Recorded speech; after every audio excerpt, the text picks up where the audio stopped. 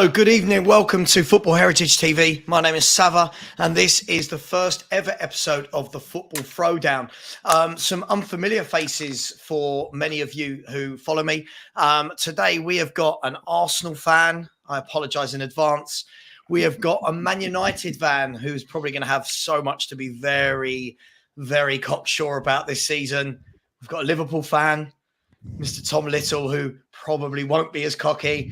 And a Nottingham Forest fan who will just be praying to the gods of staving off relegation. So, and we might be getting MCFC Daps in later from Manchester City. Guys, let me start. Is everyone okay? You all good? Good as gold, mate. Blessed. Yeah, man, blessed. Good. Where to start tonight? I'll tell you what I want to start with. I want to start with Liverpool. Sorry, guys. I really want to start with Liverpool. Good start, man. Good start. Right, it's a good place to start. Take some pressure off me. We don't have to, I'm sure. Tom, we definitely want to start with Liverpool, right? Because I tell you why. This is a selfish Spurs fan here who is so bored of talking about all the problems at my club that I want to go to another club that's not having a great season and talk about your club before we go to these two over here that are probably going to be really, really happy with their season so far. Tom, I heard you the other week on a show, I think I might have been on it with you actually, saying that there was potential for Klopp out. So I just wanted to explore that and find out, is that you? Is this now a growing majority or minority of Liverpool fans that are now sensing that? And why? It's certainly not the majority. I've had a number of very choice messages from certain people who believe Jurgen Klopp is the greatest thing to ever exist. My point is, there's a football club after Jurgen Klopp. There's a football club in, what we're in now, 2023. In 3 years' time, he's not our manager. So right, what it takes to rebuild, because we've missed the boat. We should have done it last season and we wouldn't have had to do this much. We've missed the boat. We've now got to full-on rebuild. We've got to buy 4, 5, maybe even 6 players and get rid of 4, 5, 6 players. Jurgen Klopp is a fantastic builder. He is. I can't question that. He's done it at my club. He's built us up. But rebuilding requires a different skill set. And Jurgen Klopp has shown no suggestion that he has that skill set of ruthlessness, of letting go of players who've built you up, of being able to make the tough decisions, of being able to adapt. Right now, we're in a situation where we're playing the same style that we've played in previous years, where we haven't evolved, but we haven't got the players to play this style now. So it's just like, it's like trying to put square pegs in round holes. We're trying to play a heavy metal style of football with players whose legs are gone. We're playing a group of players who are out of position half the time because they're the best fit for the position. There's just a lot that's went wrong this season, and this is not a dig on Jurgen Klopp, and I know that he will be the manager next year. But in 3 years' time, he's gone. I don't believe he can complete a rebuild in 3 years' time. I don't believe he can sell everyone, buy everyone, and win us the Premier League and or the Champions League in that time. So then I don't see the point in making him start a rebuild that he's not going to finish. Okay, interesting. Won't do the same thing. I'll come back to you in a second, Tom. Does anyone else from hearing that? I mean, this it's quite alien to me from a fan of a club who haven't had the success that you've had in the last 5 years in terms of what you've won, the Premier League, the Champions League, the FA Cup, the League Cup, the World Club Cup. Am I missing anything else there? Probably a Charity Shield or 2 in there as well. It seems alien to me that a manager wouldn't have that credit in the bank. Does anyone else from any of the other clubs feel that way, or do we get what Tom's saying and it's time for a change at Liverpool? I understand what he's saying because their drop-off has been terrible. You can't go from chasing 4 trophies to competing for top 4. You can't go from chasing 4 trophies to be out of everything middle of February, start of March. So I fully understand where he's coming from. People won't like it because what Tom said, because of the success Klopp has had previously. But nobody expected Liverpool to have the drop-off they've had. But it's only because of Chelsea and how bad they've been, and they've been bad in such loud fashion in terms of being in 10th, Tuchel getting sacked, the takeover, spending 600 million, still being in 10th place. So that's kind of like taking the eyeballs because they've had a horrific season. and not enough Yeah, yeah. people are talking about it. People ain't talking about the drop off for Klopp. Whether they finish top 4 or not, that season's been horrendous. And I'm not just saying this because I'm a United fan. It has. Because at the start of the season, it was, yeah, Liverpool are going to compete for the Champions League, are going to compete for the Premier League. And they've done neither. I'm saying, and then never mind the domestic cups as well. So I see where Tom is coming from and I understand what he's saying. It's not all on Klopp. Obviously, the players haven't been good enough, but that summer was bad. And big up to Yeah. Ravi as well. I feel there's I feel there's a cycle ending at Liverpool, and I think I think the way Tom's point does kind of hit home is that if a new cycle is going to begin, maybe a new steward to kind of undertake that process. All I felt with Klopp this year, I mean, I felt with him this year that it just doesn't seem to have been the same intensity of focus from him on a psychological level towards Liverpool. There have been games I've watched Liverpool. I mean, can I just add, by the by, I would love us to have had the season Liverpool have had. Just for context, gentlemen, I would love us to be like worried about being in the top half, because we're in a different universe to Liverpool. But going back to Liverpool, I just think that he just hasn't, to me, seemed as on it, for want of a better phrase, as he has been in previous years.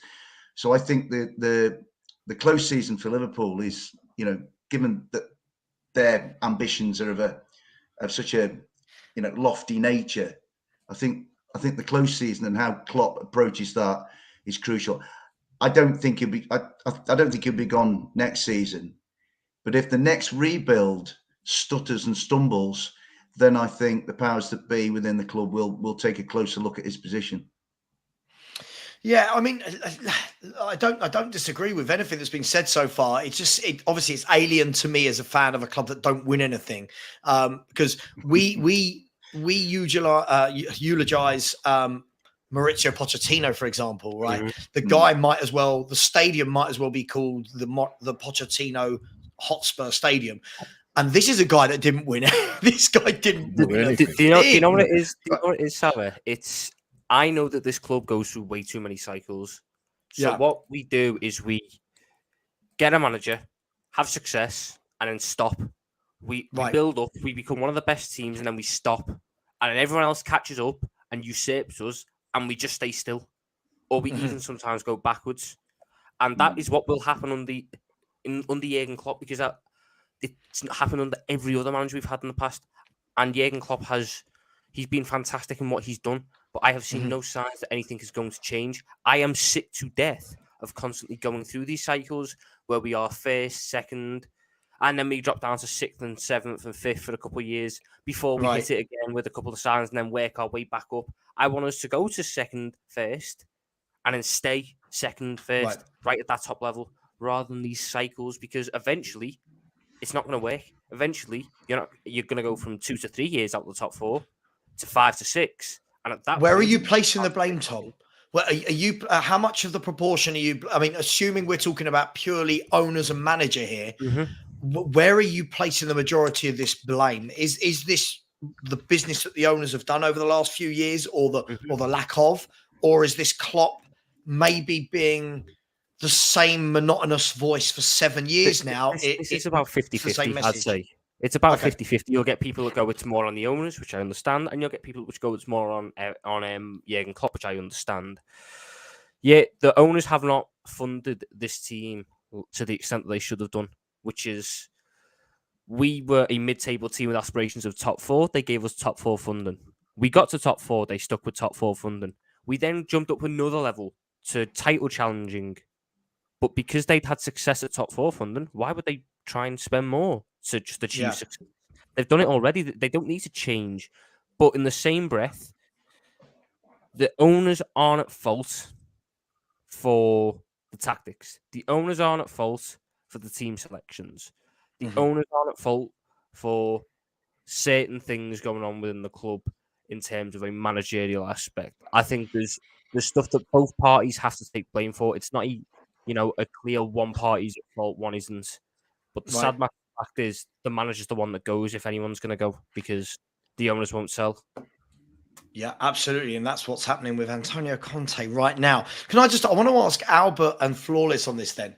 As two clubs that didn't have the best year last year, did you two envision your clubs being as far above Liverpool as you are this year?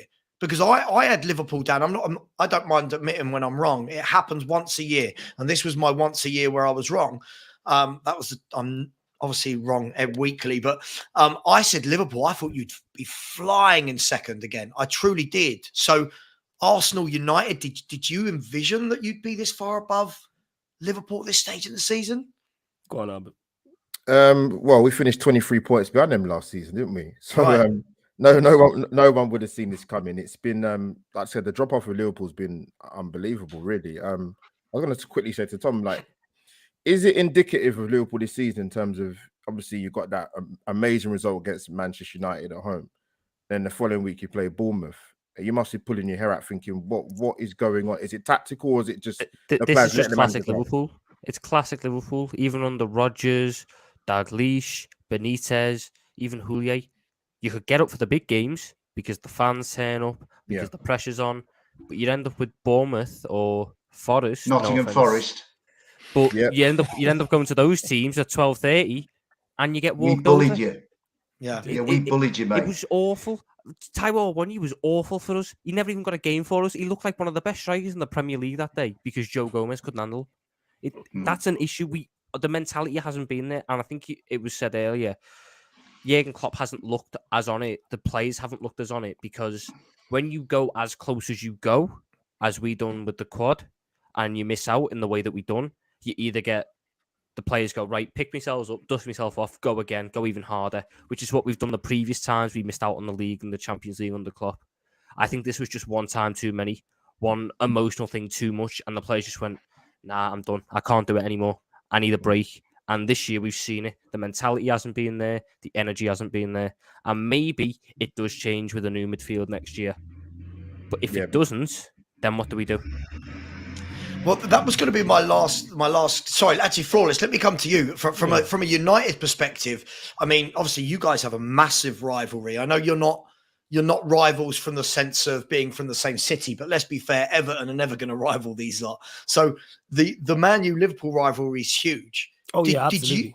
Did you see this? Did you see that you were going to be above them? Ten Hag's first year, Ronaldo situation. Are you amazed and surprised at this? Absolutely, delightfully surprised about this. Because if I had seen this coming, I would have been talking about it the entire summer. Like you, I don't mind admitting when I'm wrong. I expected them to be second. But I think because so much was going on at Manchester United, I wasn't paying attention to the business they was doing and paying attention to, we've waxed lyrical about how good their recruitment's been. And normally when Liverpool signed a player in the club, he would hit the ground running like the majority of his signings. But he didn't really invest in the summer. So you're adding not invested in the summer, falling short, players getting a year older, losing Mane. If you actually looked at it, because there's certain Liverpool fans who actually said this, and I was looking at them like it was crazy, but they were spot on with it. So yes, I never imagined. But Flawless, can it be like, obviously I heard like you did, like Mane's gone, Liverpool are going to drop off. Can a club go from, like, I mean, they were what? You were 8 minutes away. Sorry, Liverpool were 8 minutes away from winning a league title. Yeah. Right.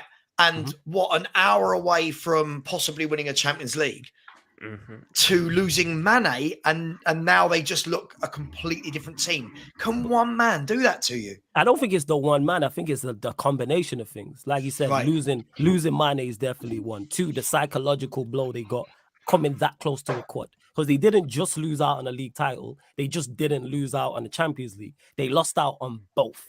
That's what it is. That's a double blow. It's kind of like, I don't know, a boxer or a UFC fighter receiving like in a bout and getting a devastating knockout and then never the same after that.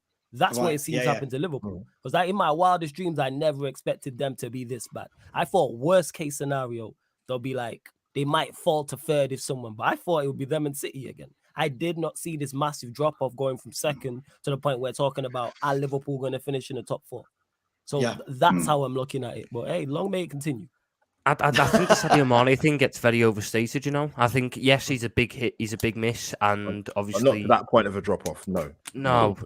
Even then, when you look at Sadio Mane, he's not exactly lighting the world up right now. He's struggling. I know he's had an injury this season, but even last season, we had to move him into the middle because he wasn't anywhere near as good out on the left, which is where he played the whole time before. I like Darwin Núñez coming in, I think he's been bright. I think there's a lot to like about him. The threat that he carries, he's so hard to pick up, and I think he can be a positive thing in the future. But I think it was more just like you were saying, it's that knockout blow which just ruins a team or ruins a boxer, as you said. Yeah. That's what's happened to us. We've hit that wall and we couldn't go on anymore. And it's the same. It's not the new players that have come in who've struggled and we're sitting there going, oh, he's crap, he's this, he's that. It's like a Van Dijk. I'm sitting there going, you're just not the same. Fabinho, Henderson, Fabinho, Henderson, Trent this season, Salah this season. The only player who was there last year who went through all that and has come out better is Alisson. And it should never have to be that my goalkeepers come out better, but it's because we're facing that many more shots, that many more big chances, because everyone else has just went, nah, that's it, I'm done. And that's not right. And then I do I back Jurgen Klopp to change that? Do I back Jurgen Klopp to find that way? Or is he also affected by this? Because that's another blow to a manager who gets this close and then falls at the final hurdle. You know, I just don't know. So last point on Liverpool. I mean, look, there's lots of talk. I was on the Football Terrace the other day and Terry was going in hard about how Liverpool want Bellingham and they're not going to get him. Does a Bellingham, for example, does a Bellingham type player completely revolutionize Liverpool? Or is this a whole midfield we're talking about, or is there anything else, Tom, that you need? Whole midfield. It's sad that we have to sit there and say Bellingham all. We should be able to say Bellingham and. You know, we've been at the top for so long, we should be able to have the money to go Bellingham and a DM and another midfielder. But I'm sitting in a situation going, I get Bellingham or I get 3 midfielders. I need the 3 midfielders more because all that would happen, yes, we get Bellingham in, he smashes it, we're bossing it for the first 20 games of the season, he's looking amazing, and then he goes down with an injury for 3 months. And then all of a sudden we're back to Henderson, who's a year older and worse, starting week in, week out. I can't take that risk. I have to go for the safer option of 3 midfielders. And I also think we need a new centre-back, if not 2, if you want to keep Gomez or, move him elsewhere. Because the centre-back competition, Virgil van Dijk's not worried that, Joel Matip's going to take his place. Or Nat Phillips is going to offer him some competition. He's not worried, so he's not going to perform. We've seen... in not just Liverpool, but United, Arsenal. When players have competition, they push themselves up to a new level. We need to start getting that competition across the board because we've got it in the attack, but elsewhere it's just Fabinho's not worried that Henderson's going to take his spot. Thiago's not worried that Milner's going to step in and take his spot for a run of games. So let me ask everyone then. By the way, somebody's got some sort of noise going on in the background. I can't work out what it is, but I'm going to pop you on mute then, just for the moment.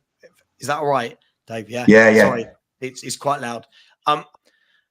Does everyone in the panel fancy Liverpool, or what percentage of chance would you give Liverpool of still getting top 4? Tottenham don't seem to be able to take advantage of it. And you're Newcastle draw. Well, yeah, absolutely. Newcastle seem to draw every game. I know they don't, but it just feels like that. Yeah. Chelsea are miles off it. Does anyone feel that Liverpool have got any chance still of top 4? There's always a chance. 7 points off with 2 games in hand, I believe. Is that right? And the way this season's gone, and the way your boys are playing, Sav, I'm not being funny. Would you put your house on your team? Because I wouldn't. But Albert, come on. Come on, I've supported Spurs long enough to ever bet on them. Don't worry about that.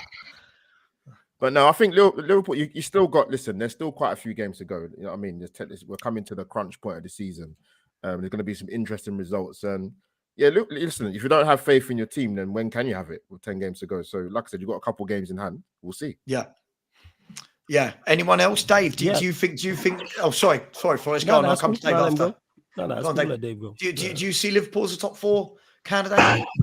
Do you know what? Until I saw Newcastle on Friday night, I kind of thought Liverpool were in the mix, but Newcastle came to us and they gave me the feeling that they are superior to Liverpool at the moment. And I just think, to get an injury time penalty winner at our place, where they were by far the better team against us. They're a class above us. They're 4th for a reason. We're now 16th for a reason, And I looked at Newcastle to think, are they really capable of getting in that top 4? And the way that they dug out the win and that they controlled the football gave me the feeling that they could. Liverpool, to me, looked knackered. Liverpool, to me, looked like they've run into the brick wall of Manchester City. They've been chasing Manchester City for seasons. They've chased every trophy almost under the sun. And when you cluster bomb like that, like Liverpool have gone, I just think Liverpool have run out of legs. And I go back to the game at our place earlier in the season, Sava, where of the big guns that we've played, the biggest disappointment of that, that kind of top six, now top seven with Newcastle in it, the biggest disappointment to me were Liverpool. We could not believe that we, essentially a championship team, let's not get above ourselves about Nottingham Forest, a championship team with a midfield of Ryan Yates, Remo Freuler and Cheku Kiyate, completely bullied Liverpool off the field. I mean, the big. What are you doing to Tom right now? Look at the pain. Carry on, Dave. Dave. I've never heard of Ryan Yates before we played them, and he just ran the game. He did. And the thing is, I've heard of him. He's good. Yeah. The Liverpool coach left the City ground. It went up Pavilion Road and onto Trent Bridge. And we reckon that the Liverpool coach circled around Nottingham for 4 hours looking for Mo Salah because he was completely not seen. They were a deep disappointment. All the others, City, Arsenal, Tottenham a couple of weeks ago, they've all thumped us and they've all looked like what they are. They look like big guns. But Liverpool, no. Hang on. Even when you knocked out our B team even when your B team knocked our first team out of the League Cup. Your lot that night, Sava, were looking yonder towards Qatar, and we took advantage of that, mate. I'm sure we were. Flawless. I know you don't like them, but can Liverpool jump in above Spurs and Newcastle? I mean, Brighton are in there as well, right? Can Liverpool go on a run and get it, or are they just not consistent enough? Unfortunately, I think they'll get it. That's what worries me. I actually genuinely think they will finish in the top four when you look at it. Because as bad as Liverpool have been, and you know what I'm saying, Dave's spoken on it, I'll speak on it, Tom will speak on it, we all will. And I love to hear how bad they've been.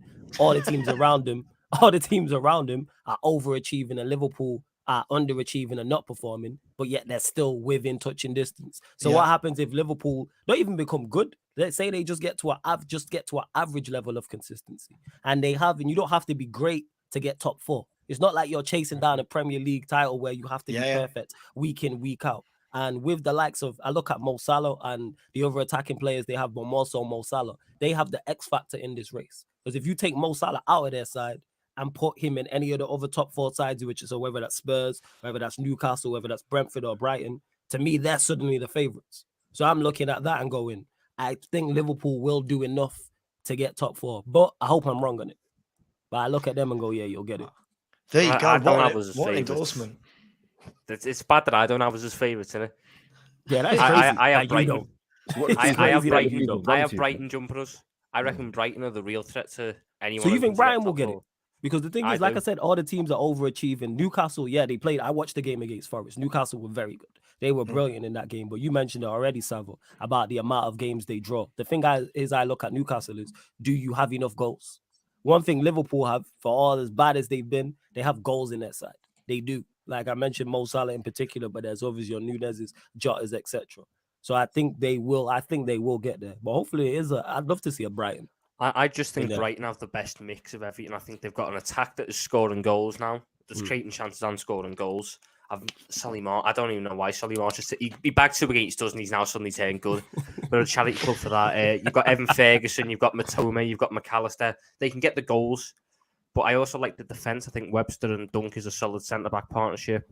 Estupinan and then obviously Caicedo in the middle is able to stop the majority of attacks before they even get there. I think they've got the best mix. There's not a weakness in their side. I just think it's quality, which is the one that will be put into question. What would you say though to Tom about that in regards to maybe they have one eye on the FA Cup, and if they do get past us in the semi-final, would they have an eye on that? Say they do get past United. Say they get past us. I think that's the only thing that could stop them if De Zerbi decides, you know what, the FA Cup's the one, because they wouldn't get Champions League from it, but they don't. It's a cup, and cups are infinitely more important to a team. So, if it got down to it, I could see him sacrificing it. But I also think Brighton have the quality to be able to rotate certain pieces out and not lose a lot in terms of overall performance. The thing is, they don't only have the ability to rotate out; they have this ability to keep losing their top players, and players come in that the rest of us go, who? And they just slot in seamlessly and do a job. They've in the last 2-3 years, they've lost, maybe not great to them, but they've lost Maupay, Dan Burn, Yves Bissouma, Ben White, Cucurella, Trossard, and like they just keep Spurs lose Harry Kane through an injury, and our whole club falls apart. These guys lose 6 players, and they're like, yeah, well, we're just bringing Matoma, we'll bring in Webster, we'll bring in Estupiñán. Fantastically run club. In this year, this whole season, they've sold their top scorer in Trossard. They sold Marc Cucurella. They sold Yves Bissouma. They sold Neal Maupay, who was their club record goal scorer. They brought in a left back, a striker who went back out on loan. Billy Gilmore, who hasn't played. 3 others who went back out on loan, and they made £82 million profit and have gotten better. Yeah. So you know what this means? The Premier League need to come together and stop buying players off Brighton, because clearly anytime you buy a player off them, they get stronger. One of them. Caicedo's going to fund their next 4 transfer windows. Seriously, somebody's going to spend 100 million on Caicedo. They're going to go find another Ecuadorian that we've never heard of, and he's going to be better. Stop buying players off Brighton. Or flawless. If you've got my plan, I want Daniel Levy. Hate saying his name, to go and get Brighton's scouting department and pay them whatever it takes. Recruitment champion. They are the recruitment champions. Them and Brentford and Brighton. I tell you what, to me, outside of Forest, right? I don't hate any club, but the 3 I admire the most are Brighton, Brentford, and Fulham. I know Fulham had a little drop off, but Brighton, Brentford, and Fulham. Somebody in that building knows a footballer. Right. Oh God, yeah. And I think Brighton, you look at Tony Bloom and his staff down. I mean, Tony Bloom owns the winner of the Cheltenham Gold Cup. So he's a solid bloke. He can pick horses as well as players. You know what I mean? So I think Brighton, I look at Forest. So I look at my lot, right? And my role models, the blueprints I want us to be are Brighton, Brentford, and Fulham. That's what I look at us achieving. Yeah. And I think if the most important man, I think, at the moment in the first, I need to say the first division, that's at my age, the Premier League, is whoever's picking players at Brighton and Hove Albion, because you don't hear any of them, and then you get guys coming in. Mitoma is a classic case to me, and I think Brighton. I do think Brighton will look at the FA Cup and think, having seen the first 70 minutes, no disrespect for us, but Fulham were the better side for 70 minutes until that's not you know who that's lost his rag. That's facts. You know. But Brighton will look at that and think they could beat United in that semi-final. You know, I think that's a cracking match. Yeah, I genuinely worry. I genuinely worry about them. I mean, look, I genuinely don't care if Spurs get top 4 anymore, because we see that as a trophy, and I hate that Daniel Levy sees it like that. But Brighton have done a wonderful job, and last year and this year, it just seems like no one wants to actually pull away in top 4. In years gone by, it's kind of been, well, there's your 4, and you kind of know what's happening. But let me use that to move on to Man United then. Let's talk about Man United for a bit. Just before we do, quickly, just say big up to Winter Surfer, who has become a YouTube member. So thank you very much for that. Love the support. Thank you for that. Phil P, as always, Phil P, who got his rant put onto Expression's oozing channel the other day for his epic rant about Daniel Levy and Spurs, said, Klopp come to Spurs, Uber on me, fella. That's funny, isn't it? Liverpool would get rid of him. Spurs fans right now going, Klopp, yeah, we'll have Klopp. And Bob Spur has asked a question just quickly. Tom, just really, really quickly before we move on to Man United. Bob Spur TV, big up Bob, has said, do Liverpool fans look at the 4-1 defeat versus Spurs at Wembley as a sliding doors moment as we do? Unlike us, we went the opposite way, and then Liverpool, we know, went on to win everything. So is that a defining moment when we battered you? Mm-hmm.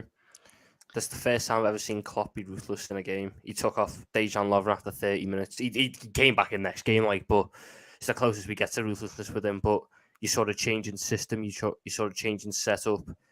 And then obviously that was what spurred on Virgil van Dijk, was committing the money to buy Virgil van Dijk and then Alisson, etc. That loss at Spurs was the one that was an eye-opener, because before that, if we'd have only lost that game about 1 or 2-0, we probably would have kept towing the line, missed out on Van Dijk because he would have went to City or Chelsea, and nothing would have happened. So Thank you to Dele Alli. Thank you to Heung-min Son. Thank you to Harry Kane. Thank you to Dejan Lovren. Thank you all for your performances that day, because you got me to win some stuff. God, I don't even think Dele Alli's still a professional footballer. I mean, we'll talk about him next week. But let's Flawless. I want to come to you. I mean, Man United. Look, Man United are a team who I think in the summer I was very jealous of. I know that I was very jealous that you got Ten Hag, because I never wanted Conte and I like Ten Hag's style of play. I didn't think in my wildest dreams that he would have you firing on all cylinders like you are now, in terms of, you won the League Cup, semi-final of the FA Cup, third in the league with 2 games in hand above us in fourth, and you're in the quarterfinals of the Europa League against a very poor Seville outfit. You must be ecstatic. Are you ahead of plan? Oh yeah, we way ahead of plan. Over the moon. At the start of last season, I said, give me 5th or 6th. I started playing a League Cup and I'll take that. That's where we was at, because we was in a horrific state. I think a lot of people have lost sight of where Manchester United were at because of the progress that we've made. But legit, that's where I was at the start of the season, because everything was a mess. The players weren't good enough. We were managerless. People look at the team now. Bear in mind, there was no Martinez, there was no Casemiro, no Eriksen, no Malacia, no Anthony, who have all made major impacts to different levels on the team as well. And the impact that Ten Hag has made. I can't believe I'm sat here saying, all right, the season's already been a success. Now it's just a question of how successful. I've stated before, I think we win at least 2 out of the 3 trophies. I was saying this before the League Cup. Obviously, we won the League Cup. I look at the Europa League and go, we are definitely 110% favourites for that. We beat Barcelona.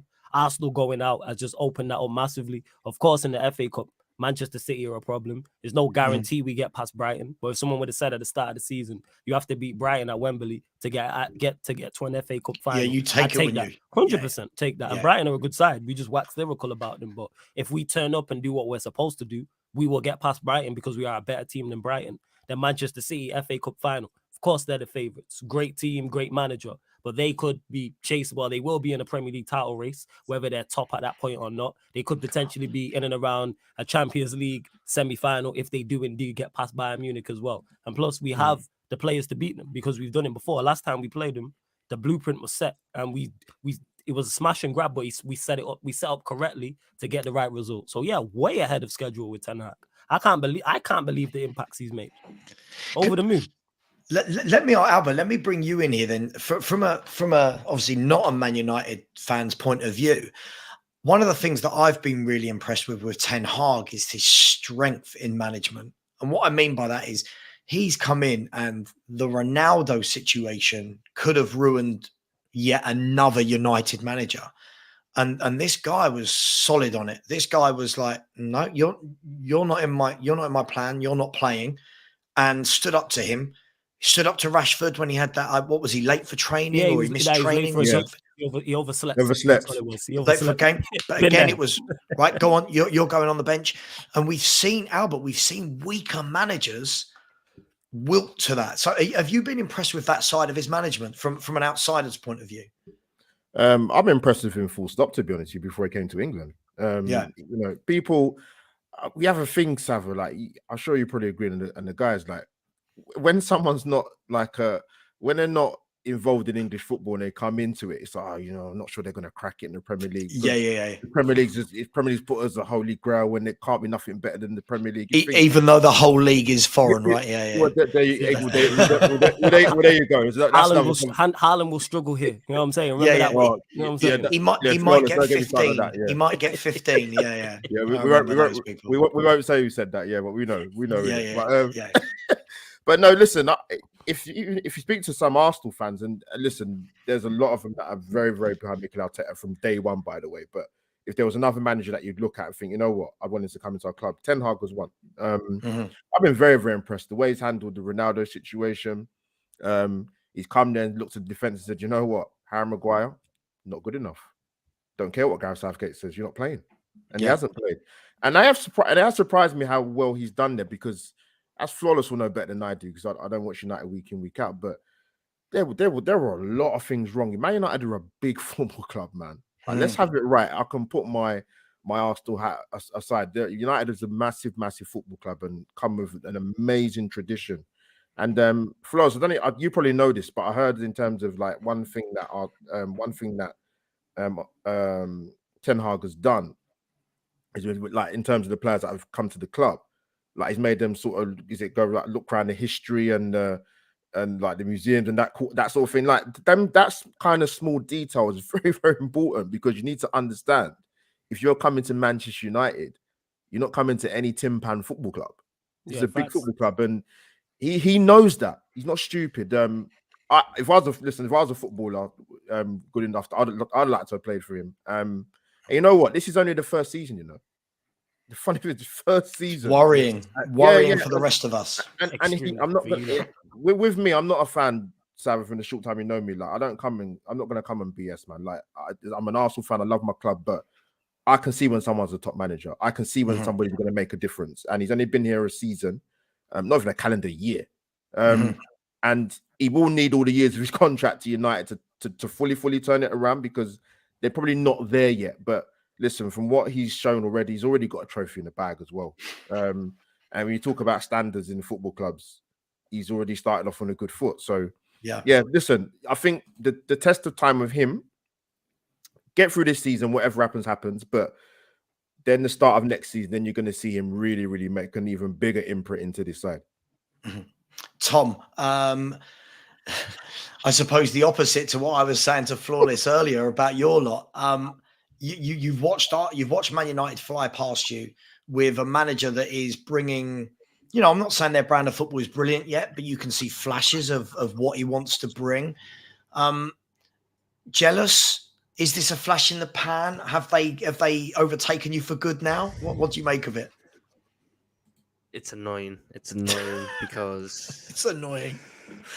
It's just a bit annoying. Like it's annoying because it's not a flash in the pan. I can see the signs of sustained success. They've got a strong core.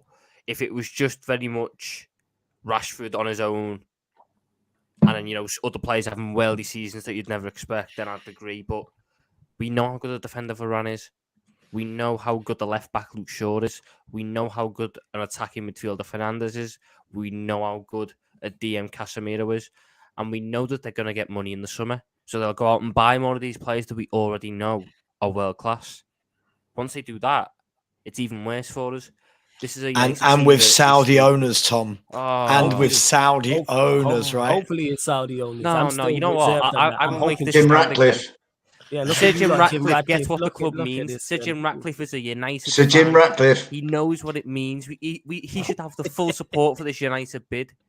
He gets what it means. Do you believe that, though, Tom? Like, Tom, let me ask you a question, right? So I don't speak for all Man United fans. I don't speak for any of them, but my mates who are United fans, when I ask them who would you prefer, because it seems like it's between those two parties, they are all. It's so funny because everyone wants to be all moral and ethical, and oh my God, I can't believe Newcastle did this, and then they're like, give me the Saudi owners like all day, every day. We like Jim Ratcliffe, but he has not got the Saudi money.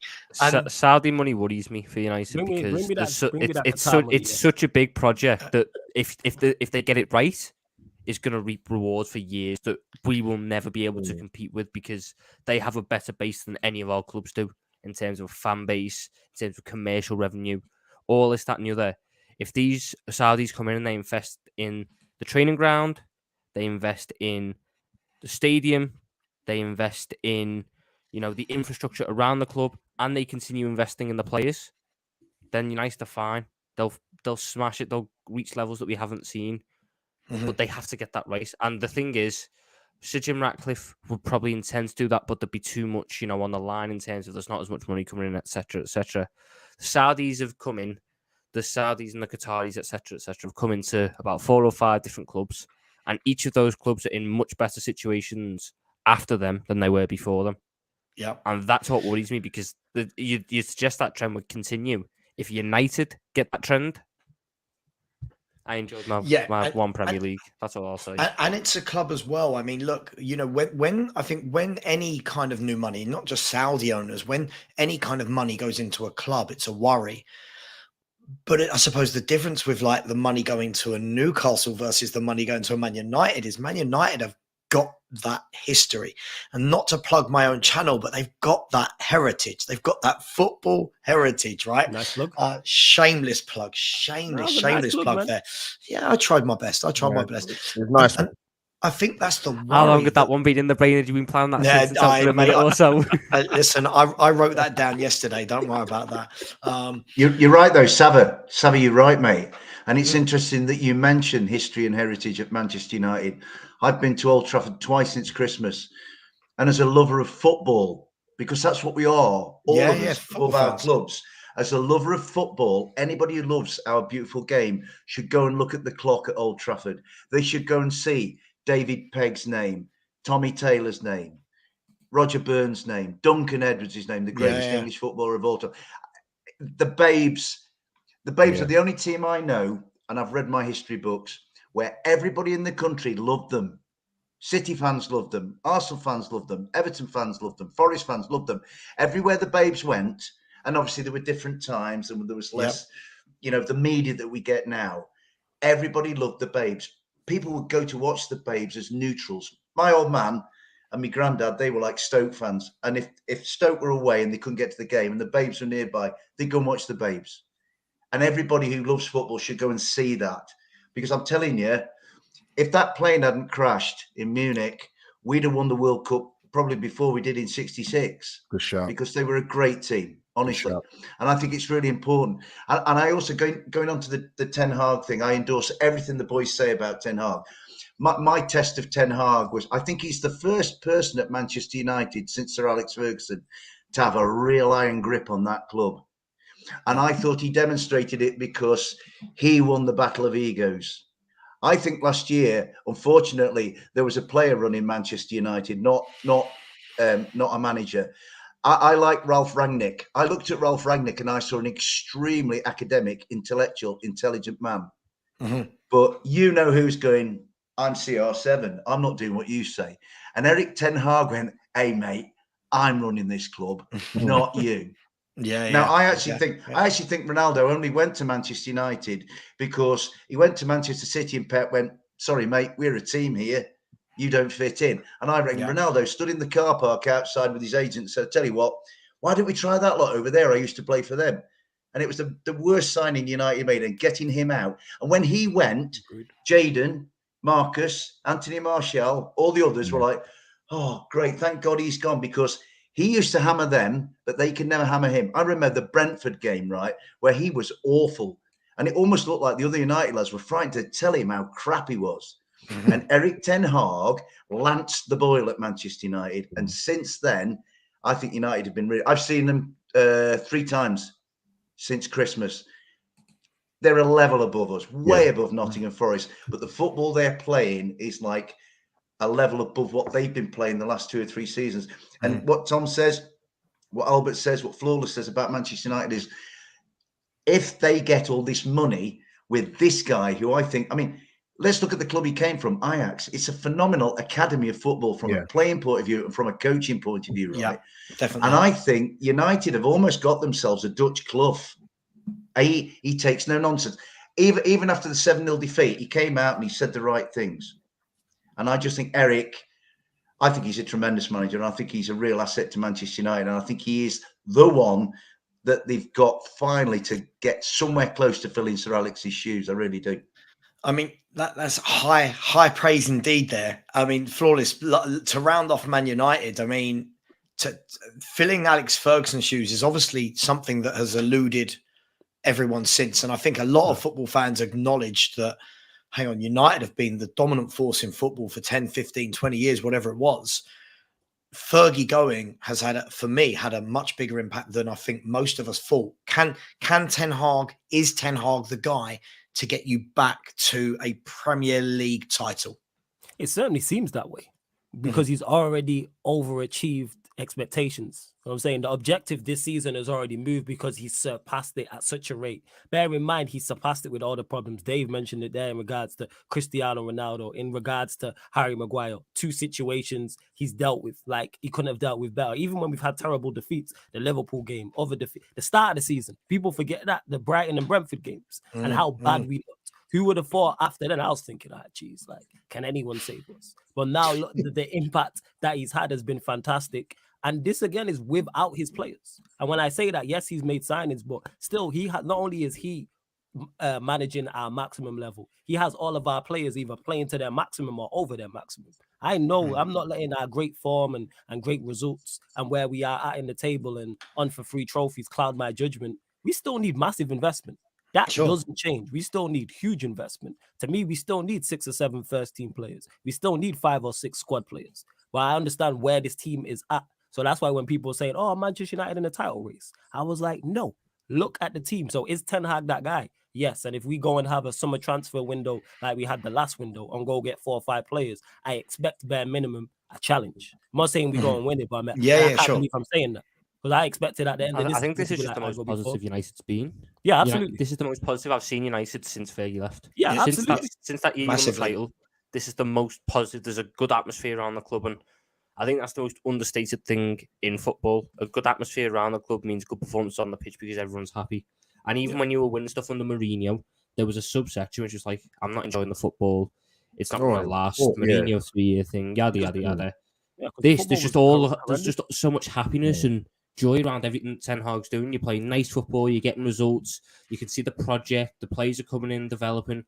There's no part of United at the minute on the pitch, so I'm not too sure off the pitch with like the stadium and that, but on the pitch, there can't be any complaints from United fans apart from Wout Weghorst, but he's not here much longer. So no, there isn't. Even with the Weghorst thing, like people are getting on him. It's like I look at the players around him. As Weghorst, was he the ideal signing? No, he's because of the owners that we have. We all Manchester United fans want the Glazers out. The fact that we are in a position where we need a striker and we have to go get a Weghorst on a loan is ridiculous. We should never be in that type of situation, but we are.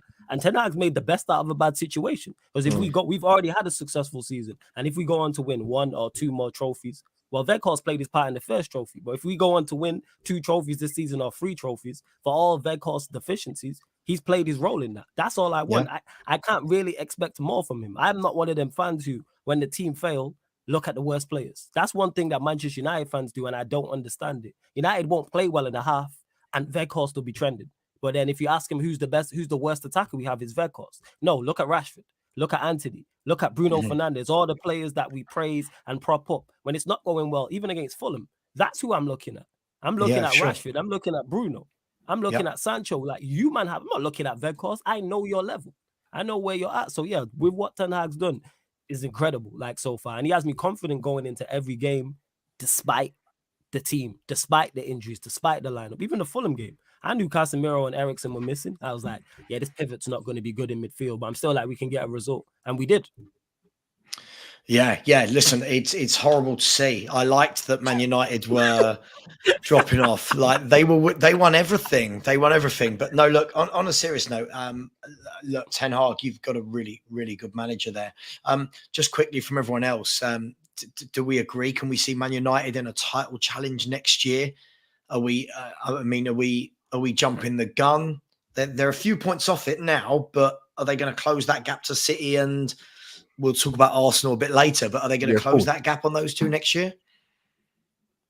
Go on, Tom. You're going to say something, mate. Go on.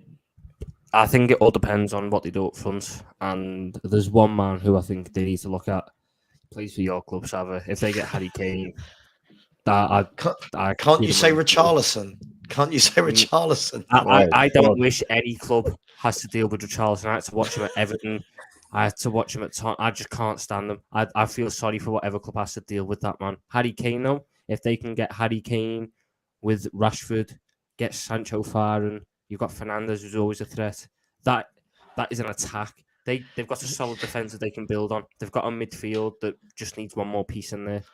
But it's always the striker that's the issue at United, I feel, in recent years. They've not been able to find that number 9 that they can rely on. The last one that I thought was reliable was Ibrahimovic, and he was old then, and you only got 1 year out of him. If they can get Harry Kane in, it's not a one for the now and the future. It's a win now thing. But I think that United need to go into win now, because I think this is the most volatile the league will be for a while in terms of there's no clear favourites. Yeah, adding on to that, it's both. We need a win now striker, absolutely. But that's somewhere. That's why I said when we need 5-6 first teamers and squad players, because this squad is massively short.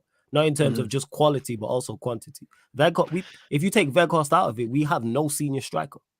There's no striker. We have no strikers, not even a youth player. Martial for like 5 games a year. Yeah, Martial don't play. I'm a fan of Martial. Yeah, I'm a big fan of Martial, but he don't stay fit, so it's no use. Problem. I'm saying, like, so Martial, who, like I said, big fan of, so you're not here.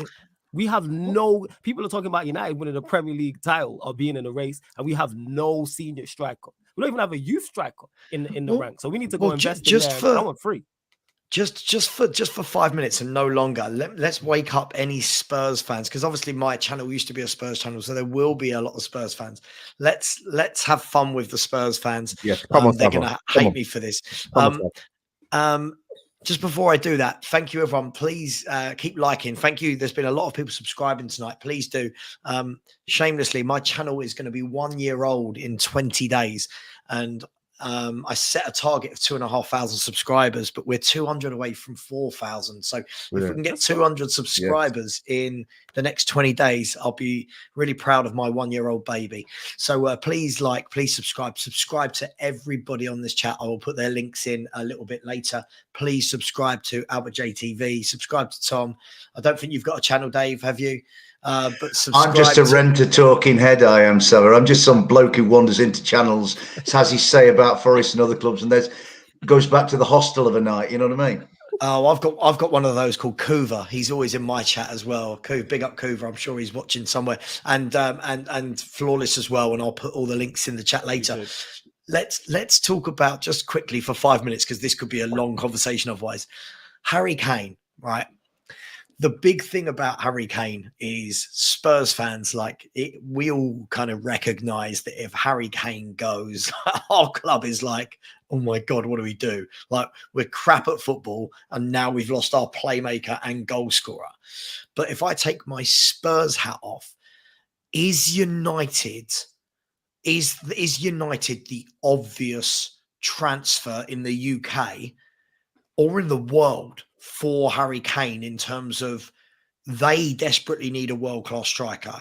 He desperately needs trophies in his career, and he goes to United. He's got Bruno creating, Anthony creating, Eriksen creating, Rashford creating. Is this a no-brainer? And I hate this because I'm a Spurs fan, but is this a no-brainer for both parties if United pay for him? It's now that Haaland is at Manchester City, I think it is. I would have said last year, before Haaland, I would have said Harry Kane and City were kind of made for each other. But now Haaland's obviously at City, that's gone out the window. And if Harry is to leave, and if Harry leaves and he takes all his goals with him, will the Tottenham Hotspur Stadium just crumble to dust? Because it was built on his goals, really. Don't worry. Beyonce will fill it. Don't worry about that. Beyonce will fill it. Yeah, you know what? That is true. Beyonce will fill the stadium. That is true. Yeah, that is true. It's not a football stadium. I'll tell you what. Let's do this next week. I need a break from Tottenham, because at the moment with the Conte thing, it's very. What's up? We don't hear what I've got to say. Man. No worries, man. I don't want to hear what anyone's got to say on Tottenham, but. Yeah, Dave. Look, the thing is, it is right. They wanted Kane before they got Haaland. I think they realised that Daniel Levy wanted 150 million. Haaland, they could wait a year and pay 62 million for a robot. Kane's the obvious choice, right? I mean, it makes sense for both parties, and I think he turns United into. I don't want to say winning it, because I think it's far too early to talk about who's winning the league next year. But I definitely think his 20, 25, 30 Premier League goals will put Man United in the conversation. Yeah, I think there's another club that you've got to consider as well, and I think that's Chelsea. I think Chelsea have to be in there. They'll never. I know that they wouldn't, but in terms of a fit, I think Harry Kane in that Chelsea side with of course. them adding Nkunku and with them adding Felix supposedly and Mudryk and Madueke. He can fit into any sort of attack. He's that complete a player. Yeah. I just think that Chelsea would have been the best fit if they could buy him, but obviously they can't. So then it just falls on United, and everything's set up for United to go buy him. So if they don't, God knows who you'll buy instead. Nah, the thing is, he wouldn't have to move house, would he? Yeah, he could stay at home and then just wander across London. So I can see where you're coming from, Tom. Yeah, they're never gonna do business with Chelsea, and I think Kane would risk to a lesser degree, but I think he risks the Sol Campbell. I said Sol Campbell. Oh my God, I've said it twice. We're not allowed to say his name at Spurs. He would risk the Judas treatment. Love Sol Campbell. Love him. He would risk that going down the road to Chelsea. I think he would unravel everything he's done as a Tottenham player flawless. Mm-hmm. Right? Oh yeah, 100%. Like you mentioned, if he was sold, the Tottenham stadium would crumble. If he went to Chelsea, Tottenham fans might burn the stadium to the ground. Legit. You know what I'm saying? And that they may burn that. They might burn everything. God, could you like imagine 110%. If he went to Chelsea, like the show's over.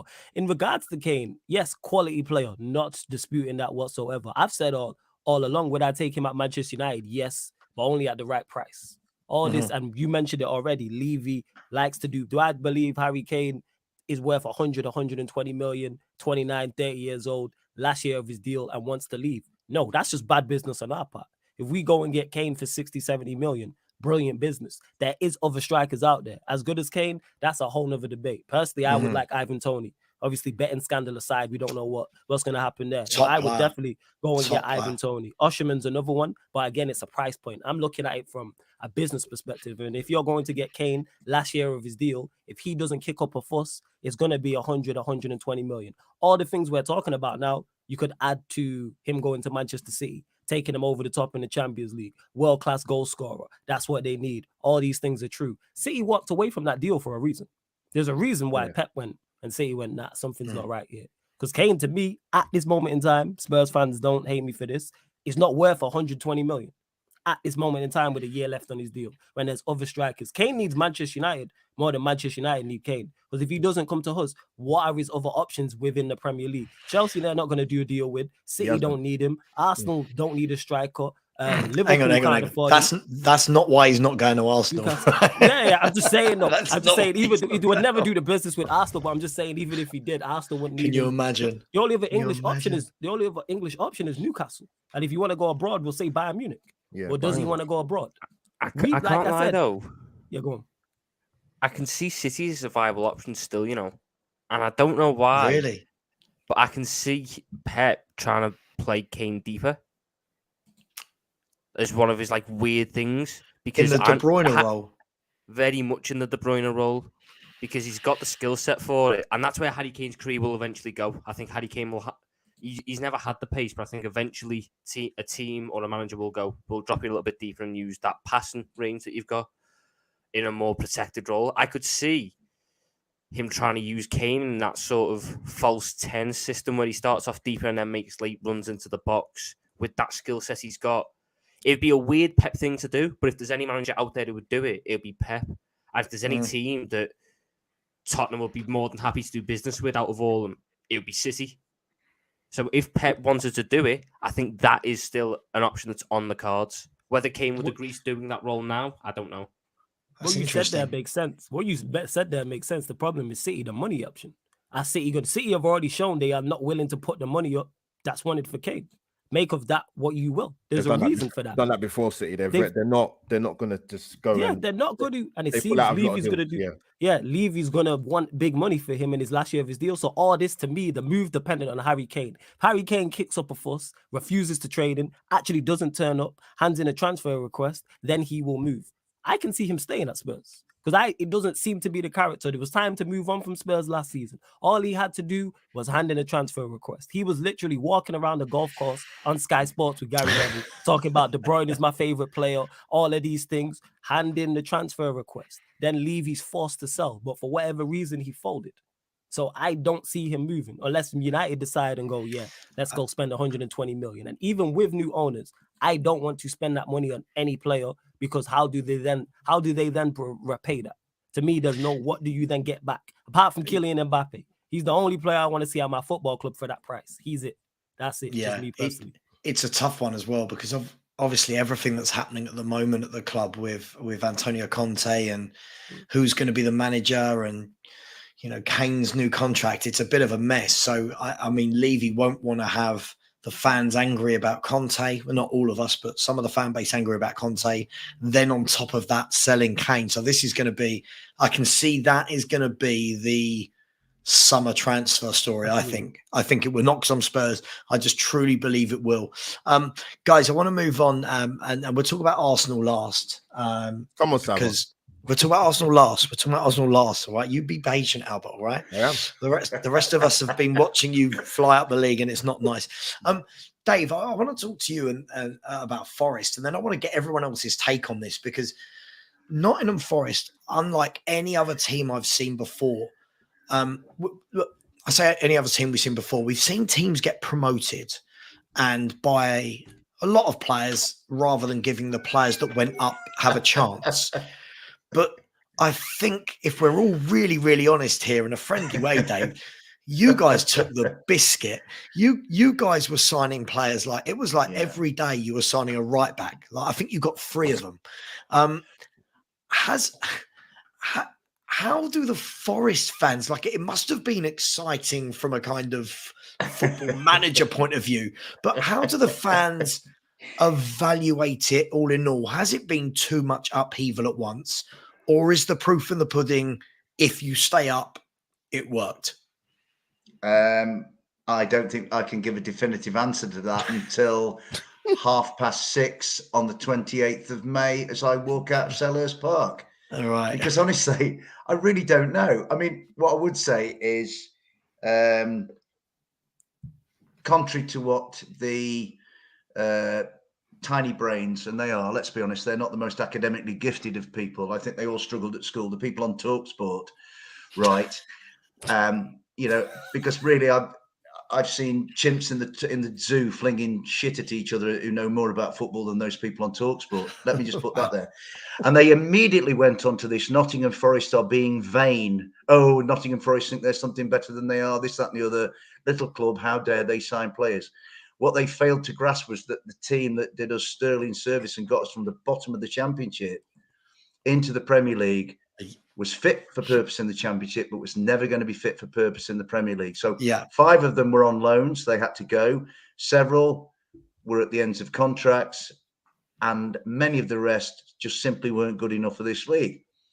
And so an overhaul was, unfortunately, it's not what we wanted, but it was the necessity of the hour, Sava, to be honest.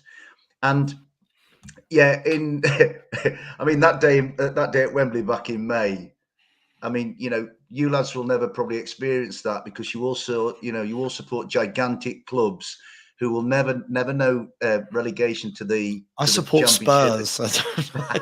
I am not, Sava. I am not changing my view of your 4 clubs. I mean, we're looking at it. I'm with Arsenal, Liverpool, Manchester United, and Tottenham Hotspur. If this was like a World Cup group, we'd be in the group of death. Do you know what I mean? So the way I look at it is that. It was exciting. We got up from Wembley. It was exciting. Blimey, we were linked with this player, that player, whatever.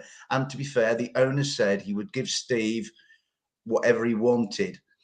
What I do think happened is that what became initially, it was a fairly shrewd and astute strategy. I think it kind of just ran into lunacy. And I think that the ownership, who really have never played football and shouldn't be allowed anywhere near the football side, decided to play fantasy football league. And so this is why Steve didn't sign his contract until the week after we'd been thumped. It was funny just watching you, it was really funny watching you going from the first ones were quite solid, and you were sitting there going, Awoniyi, is a good solid pickup. Yeah. Lingard's a little bit on the mad side, but the experience. Yeah. Right back number 1, okay. Right back number 2, maybe you got right. Why is Sergio Aurier now come in? Okay, we got another one. You brought in 2 left backs. You brought in loads of centre mids. And in January, I was like, right, surely that's it now. Maybe they'll pick up another striker because Awoniyi was struggling a little bit. Yeah. And then I see John Joe Shelby through the door. I'm sitting there going, Yeah. I thought you had no centre mids already. Chris Wood. Wood comes through the door. Yeah. Then Andre Ayew comes in through the door after the transfer window. Because you just couldn't get enough. It was funny. Well, let me just say, Tom, thank you for reciting all the squad back to me because I've forgotten some of them. It's very kind of you. As the great Oscar Wilde said, and we're going to get all literary now, better to be talked about than not talked about. And so whatever you say about Nottingham Forest, we were a name on people's lists. I mean, the people on Sky Sports were having to go and look at our Wikipedia page to actually learn who we were, given where we came from. So it's been entertaining. It's been enthralling. There were always going to be ups and downs. As Sarah said before we came on, we were always going to come up and we were going to be favourites for relegation because we were the last in with the shortest amount of preparation time and having to basically create a new squad. And so we were all, we were. I think some were saying, well, because we won a European Cup in like the Jurassic era, and we won the Cretaceous period European Cup, we were going to come up and be a big squad. It doesn't work like that. We haven't been in this league for 23 years. So I've been on quite a lot of shows, and I've been very honoured and privileged to be invited on a lot of shows. And people have said, "What do you think? Give me 17th by goal difference, and I'll be just like in heaven, hog heaven." And I think if we finish 17th, given what he's had to work with, Steve Cooper has to be in the conversation for Manager of the Year. All I would say is where we are. We had a dreadful start, and then we had a decent run. I just think we've hit a little bit of to use horse racing parlance again, I think we've hit a little bit of a flat spot in the race. And I do think that the 2 weeks break has come at the right time. But no, I'm certainly under no illusions. And I do think that going back to the issue at the start of the season was I think there was a meddlesome element in my club that couldn't keep its fingers out the cookie jar. Honestly, I mean, you talk about Harry Kane. I was going to say to you, lads, well, we'll sign Harry Kane because we've signed everybody else. We might as well have him as well. You know what I mean? So I just think, I just look at some of the signings and I just kind of, I do wish there'd not been so many because it would make Steve's job easier. And I still think our greatest asset is Steve Cooper. And we've got some Cooper outs, but I've not heard any of them at any time in any match, certainly in the City ground or away. I've been to every single game this year. I've been really lucky to be able to do so. And I've not heard in any stadium anybody calling for Steve Cooper's head. The keyboard warriors get out. They're happy in their anonymity and they say what they say, but they wouldn't back it up with a face-to-face. And my view is, why would we want to get rid of the best manager we've had for 23 years? A man who, the great one, whose birthday we're celebrating today, would admire. He would love Steve Cooper. He would love Steve Cooper's decency, his empathy, and his understanding. Yeah. So a true legend of the game as well. You're talking about there in Brian Clough, absolutely, Sally. Yeah, this guy. When we talk about these elite managers now, this is a guy that took over a Derby County team in the old second division, got them promoted, and then won the league the year after in the first division against giants like Liverpool. Then goes and wins Champions Leagues with Nottingham Forest. No disrespect, was just crazy. But let me ask Tom. Sorry, I know you need to jump, don't you? We're going to finish in 15 minutes, but I know Tom, you need to jump now, don't you? So, thank you for coming on. I've really enjoyed your candidness about Liverpool. Really, really enjoyed it. Thank you. And I'll catch up with you on WhatsApp. Cheers, all the best, Tom. Thank you. Cheers, mate. Let me ask you then, Albert, Flawless. I mean, as a neutral, I suppose it was quite good fun watching Nottingham Forest sign player after player after player. Did you worry? Did you worry for them? I mean, I know it's like there's probably no emotional attachment to them, but did you worry for them at that point that this is Football Manager-esque and is never going to work, or did you think there was method to the madness? It's a weird one because, like I said, Forest haven't been back in the league. Was it 1999? I believe it was. And you make a good point, Dave, because when they were in the Championship last season, a lot of their players weren't there, so they knew when they were coming up, they're going to have to spend. Even I was a bit shocked. I think it was 33 players? But there have been some positives. And you allude to, I mean, Morgan Gibbs' wife, what I've seen this season has been quality. Brennan Johnson, we knew about, famous dad Dave Johnson. Outstanding. Excellent. And when you've got two pivotal players like that, Sava, Yeah. it gives you a massive, massive chance to stay up. Yeah. It's going to be tight, but I if I was a betting man, which I'm not really, to be honest, unless I've got a bit in the pocket. We've all been put off by Ivan Toney, Albert. Yeah, of course. Like, you're on a bit of a sticky run at the moment. I think is it 3 defeats and 2 draws in the last 5 games. I've got that right. If I got that right, but 33 signings was crazy because you've seen teams come up from the Championship that spend no money. You got teams that come and spend a lot of money, and you got teams that buy. It's like you're right though. Steve Cooper's done a fantastic job anyway, getting them up into the Premier League. But if he keeps them up with that amount of change and trying to gel that amount of players together in the toughest league in the world, as we keep getting told, he deserves a statue outside the City ground. To be honest with you. Go on, Dave. Go on, man. And do you know what, Albert? I'm really glad that you've mentioned Brennan and Morgan, because those two have been brilliant. Terrific. What I love about them, they're a couple of mates. They get on really well off the field. And what I love about Morgan Brennan is they go out on the pitch and they play like 2 young lads kicking a ball about in the park after school, and they've got charm, the pair of them, you know. And there have been other success stories. I would put Serge Aurier. I think he's been actually really decent. Taiwo, after a slow start, he got better. What's exacerbated the problem, to go back to Sava's original point, which is actually a good one, the injury situation is exacerbated. So I think when we came to the January window, ideally, we would have bought maybe 2 or 3, but we ended up having to buy 5 or 6 or 7 because we got long-term injuries. So you chuck all that into the mix. So at the moment, Nottingham Forest is like it's like a drum you have for like bingo, and you fetch 11 out, and the 11 that you had this time might not be the same as the 11 you had last time. So, but I do think of all the signings, the one who's probably justified the fee is Morgan. And I think, you know, in a side that has struggled, same with Brennan. You know, these lads have played in a side that struggled and was always going to struggle. I think, you know, for Morgan to be mentioned as a possible England international in the next 2 or 3 years, I think is credit to him. And Brennan, you know, Brennan is kind of going to break through with Wales. I don't know whether he'll play next couple of weeks because he got an injury, but you know, there are bright lights. But you know, like I say, what I think of is Aston Villa surviving at West Ham on the last day 2 or 3 seasons ago when Jack got them an equaliser and they clung on. Brighton had to cling on. Brentford clung on, especially once he'd signed Eriksen last year. Leicester, a couple of seasons before they won it, were in dire straits, probably in a worse situation than we're in now. I mean, really, the truth of the matter, gentlemen, for you 3, is that at this point of the season, if you'd asked me back in October when we lost 4-0 to Leicester and we were appalling, I thought that we would be clear adrift at the bottom, rock bottom, in the same sort of position that Norwich were in last year. Yeah, and we're not. True. We're actually in a little mini league of 9 where we're no worse or better than any of the others. Facts. Well, let me ask you. Yeah, absolutely. I mean, Flawless. I want to ask you one question at the end, Dave, about Forest. But Flawless, let me ask you. Dave's took the words out of my mouth. I was going to say Nottingham Forest are in this mini little league at the bottom there that seems really cut off from. I think it's from like Villa and Chelsea up. And then you've got Palace and everyone else down. Yes. Palace and their 400-year-old manager. But you're still younger than me, mate. It's mad. It's madness.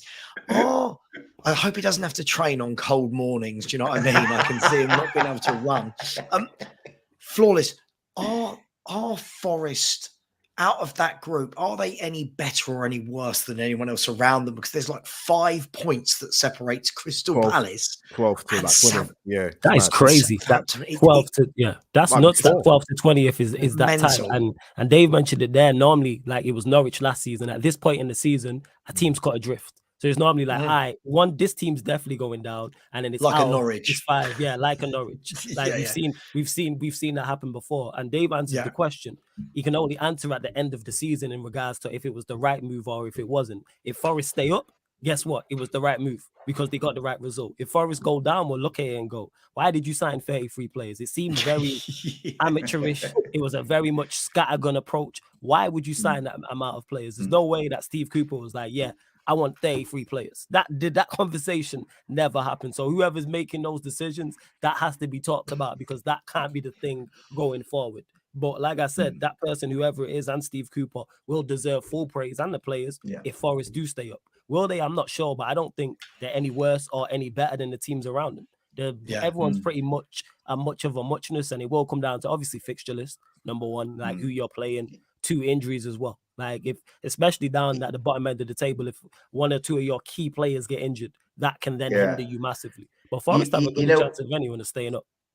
You know what, Flawless? At the week, before the weekend, I was on a show last week, and I said that at that bottom 9, I thought that the best of them were Wolverhampton Wanderers. What do I know? I do think of that group at the bottom that, like as you say now, Sava, Villa have gone. I actually think Villa are the only team in the division in a league of their own, because they're not going to do anything up there, and they're not going to. They've got nothing to. Villa are the only ones that won't get Europe, can't get dragged into a relegation battle. And Unai Emery is just sitting there going, in the fixture list, that's the team you want to play if you're battling relegation. Is the team with nothing to play for. Obviously, you want to beat the teams around you. But Villa, we go there. Yeah, we go there April the 8th. Now, of those teams at the bottom, I do think that the one psychologically that's got the biggest question to answer, and I won't go on too long, I do think it's Crystal Palace, because they're the ones who now have to adjust to thinking about a relegation dogfight. We knew we were in a relegation dogfight from the first game of the season. Palace have been saying for quite a while, we're all right, and now they're not. So how do they deal with it? And as you say, they brought in old Father Time, who might do it, he might not, you know what I mean? So the one thing is, we're going to be having something to play for right to the end. So it's going to keep it all interesting. And if we get relegated, and if we get relegated, somebody said to me, what would relegation mean to you? I said, 2 or 3 days of disappointment, and then I start planning for the championship, and I go to every game in that league. And then if we get relegated to League One, I go to every game. So really, I can't be hurt. You know what I mean? Fair play. Just before we move to Arsenal, and it will be the last sort of 7-8 minutes is going to be about Arsenal, Man City. Just before we do that, Dave, lots of Spurs fans in the chat. I want you to just briefly give us an overview of Jed Spence, because we bought him. He was publicly outed by Conte as being the player that was a club signing. He gave him about 60 minutes of football in about 6 months. He's now gone out on loan. We don't know now what to expect from him.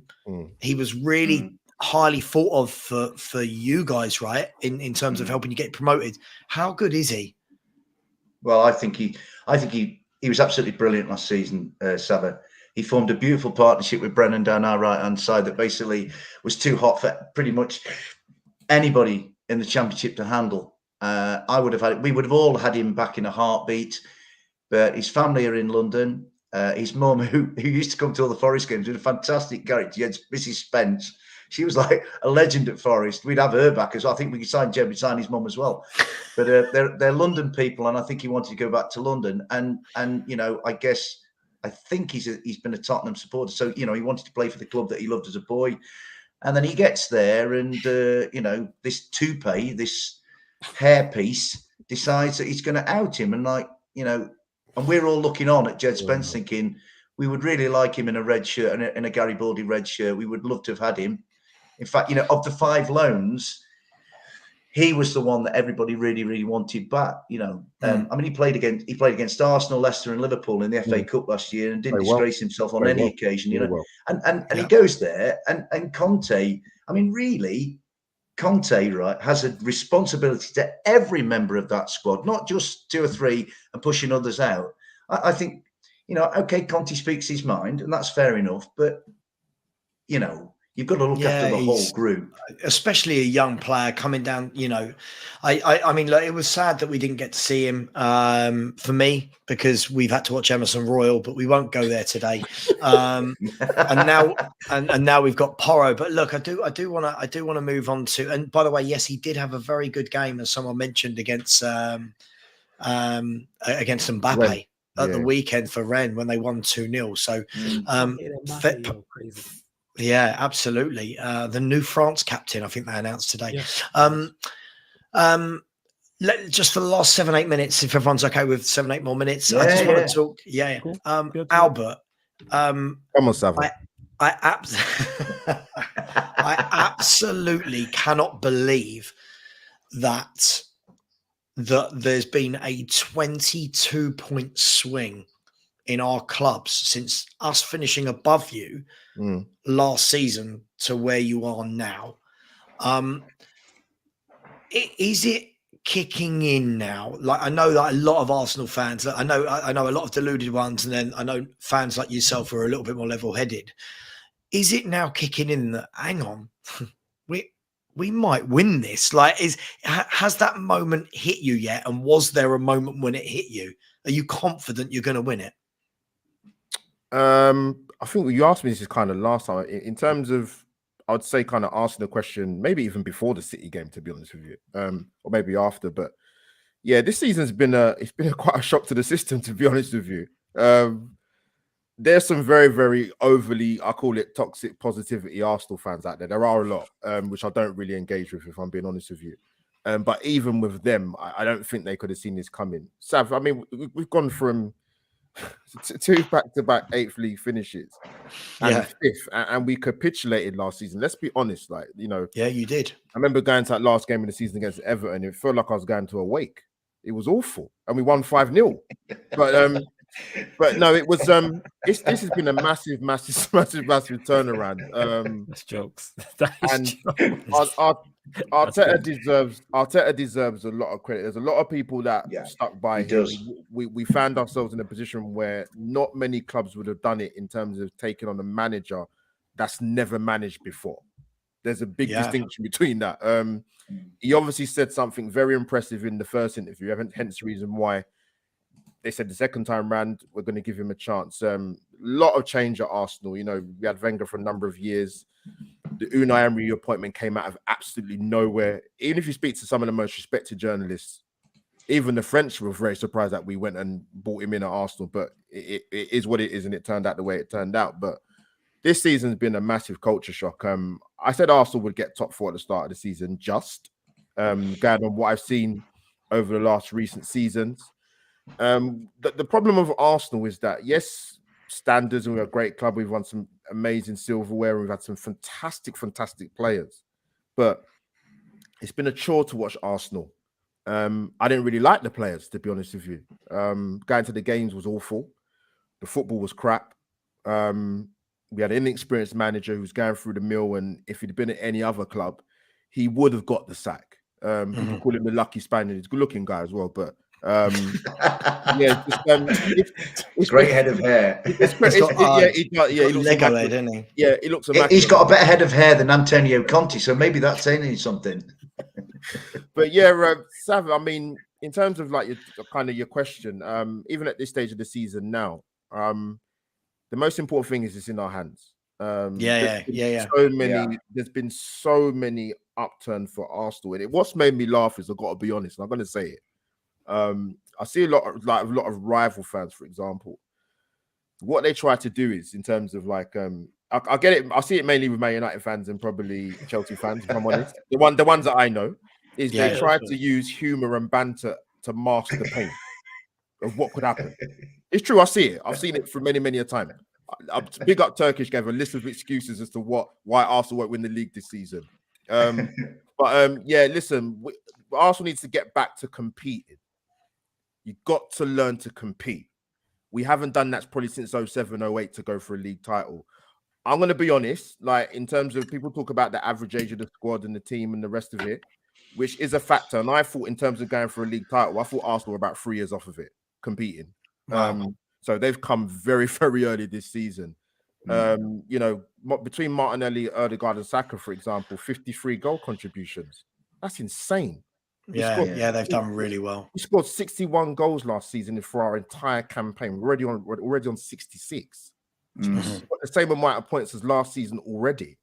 Yeah. The improvements in our side have been better than what anybody thought they'd be. And let me give a quick shout out to one person before you sort of come to the other guys. Bukayo Saka. Let me say something. When academy kids come through the team, you want them to do well and you give them a chance. But he's gone on to be better than I ever thought he was going to be. And he's not even at the peak of his career for another 7-8 years. And he's done it at domestic and international level. And we have a thing in this country where when we talk about world class and players that are English players, we get nervous, we start questioning it, we doubt it. He's at that level. I don't care what anybody tells me. Agreed.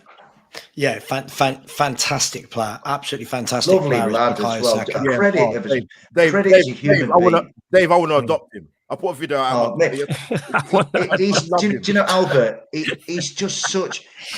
Whenever I see Bukayo, he's Yeah. one of my favourite players from other clubs. I love players from other clubs. I'm not just Forest and that. Yeah, But yeah. when I look at Bukayo, I see an intelligent, educated, thoughtful, just a decent, Humble. likeable human being. You know what I mean? He's a lovely lad.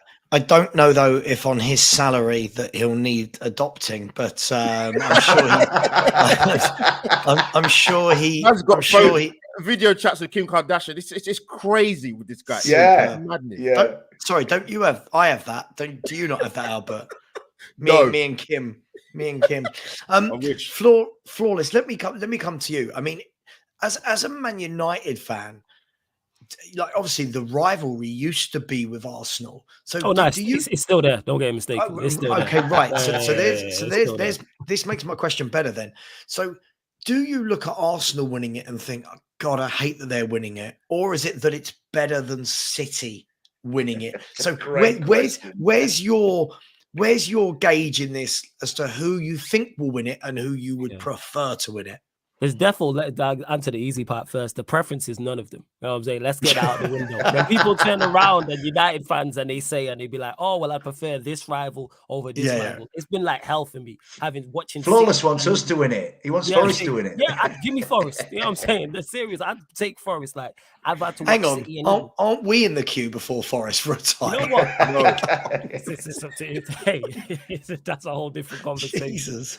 But I've had to watch City and Liverpool compete. Yes, do I dislike Liverpool more than City? Yes, but that doesn't mean I want City to be successful. And it's kind of like that with this. I'm old enough to remember the Arsenal Manchester United rivalry. Like growing up, like they were the number one up. We were competing for league titles and it was heated. You know what I'm saying? For more the scraps on the pitch, off the pitch, etc. We could sit here and list it. I'm sure Albert knows them as well as I do, as well in regards to the rivalry and all the heated games. So it's not a question of would I preference, none of them. It's definitely in Arsenal's favor. They are favorites because for a long time this season, I expected two things to happen. One, for when Arsenal had a loss, they would kind of crumble and fall off. And two, I also expected Manchester City to go into Manchester City mode when we've seen them do this previously, where they would go and win 10, 11, 12 games in a run.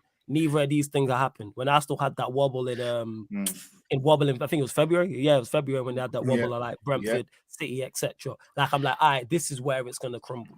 But they managed the late goal against Villa, the late goal at home against Brentford. Like 6 on the spin. So it's kind of see, you know the let me ask you about that point, Flawless. Just before I do, by the way, this comment here about am I two-timing Margot Robbie is in every one of my chats. in every one of my chats, there's an account called Margot Robbie with a picture of Margot Robbie, and whoever it is comes in and starts showing the love, putting in super chats and like saying, are we going out for dinner tonight? So listen, Margot Robbie, Kim, and then I'll go to bed with my wife in a minute and it'll be neither of those two people. Anyway, she told me the other day that when she was growing up, she fancied Ronan Keating. So she's got no legs to stand on this one. So there's no worries about that. Getting back to football, Flawless. Yeah. Would it be fair to say, and for the sake of not for the sake of the debate, the truth, City are now in that mode in terms of they are now starting to batter teams. They are now they've gone back to their best 11. Because I think I said to you last week, Albert, that, and apologies if I didn't, I feel like Pep this season has almost been playing football manager with his own squad. Like I felt like he's messed about with it just to see if he could. But now it's like he's gone back to his best 11. They're battering teams again. But is it all a little bit too late? Or, Flawless, is it going to be all about that game at the Etihad between Man City and Arsenal? I think what Pep's been trying to do at Manchester City is just get a reaction out of his team. I think that's what it is. I think that's why he's been tinkering. I think it was after a game they won and the interviewer asked him and said, is this your team? And he said, no, this doesn't look like my team. He's like, there's no fire. There's no desire. Like we've seen managers do this where they've criticized their team or certain players publicly to try and get a response. He criticized Kevin De Bruyne. He let go of Cancelo. All of a sudden, one of the best. Everyone agrees, one of the best fullbacks we've seen over the past few years in the Premier League. Yeah, and that I was think crazy. he's trying to get a fire starter. Maybe they have now gone into this run, and we might look at them battering teams and going, "This is where City." Then this is where the switch was turned on, and they've won the league. I think they will beat Arsenal at the Emirates. Not at the Emirates, at the Etihad, and then that'll be a 2-point swing. But there still will, outside of that, I think both teams still drop points, and it's going to be very close. I think it will go down to the last game of the season as well, because I expect it to be around 2 points. They have to beat Liverpool after the international break. Yeah, 100%. I think they will. I think they will as well. I mean, if you look at it at the moment, and I'm just playing devil's advocate, not that I want Man City to win the league over my rivals Arsenal at all. If you look at Man City's they've won their last 6 straight off, and their last 5 they've won without conceding and scoring 21 goals. And the 4 games before that, they drew 2 games, one of which was to your Forest, Dave, and won the 2 before that. Now, that's 10 games, 8 wins, 2 draws. But the worrying thing for me, if I was an Arsenal fan, would be that it's clicked. So I don't know whether it's too little, too late. Dave, what do you make of it? It's an 8-point gap, but with 2 games in hand, 1 game in hand. Well, the thing is, Sava, I think Flawless is absolute. Yeah, I think Flawless is right. That game at the Etihad is obviously the centerpiece of everything. Yeah, but you know what? The fact, in a way, I think so many people think that, because City are now getting up ahead of steam and they are battering. I mean, the Leipzig thing last week told you, that they're really beginning to kind of click. And I do think that Pep has stopped being. I actually think there have been times this season, and he certainly did it in a Champions League final a couple of years ago, where I thought Pep was actually a little bit too Pep for his own good. Yeah, he did it against us. He did it against us, Dave. He did it against Lyon a few years ago. Yeah. And I just think he's kind of got back to let's just cut the muck out and let's get back to what we do. Yeah. But you know what? I think this idea that Arsenal bubble's going to burst sometime is actually in Arsenal's favour, because it takes the pressure off Arsenal. Possibly. I remember, I'm going to go back a long way, right? I'm going to go back to 1977-78 when we were top of the league, and everybody thought Liverpool would come and do us, knock us off. What are Nottingham Forest doing top of the league? And we ended up winning it because everybody expected Liverpool to come and go past us. And I think Arsenal kind of helped in a way by the fact that actually still there's not that many. The Arsenal fans will probably think it, and quite rightly. But I think a general feeling in football is that City are beginning to become the juggernaut again, and they'll run down. Past that now, though. I'm definitely past that point, because I was in agreement with you in regards to I thought the Arsenal bubble will burst. Now I look at it and go, they're not going to crumble. Whether they win or lose the league, they will be there or there. Look, Flawless. I agree with you, actually, in a way, Flawless. I think Arsenal are beyond that now.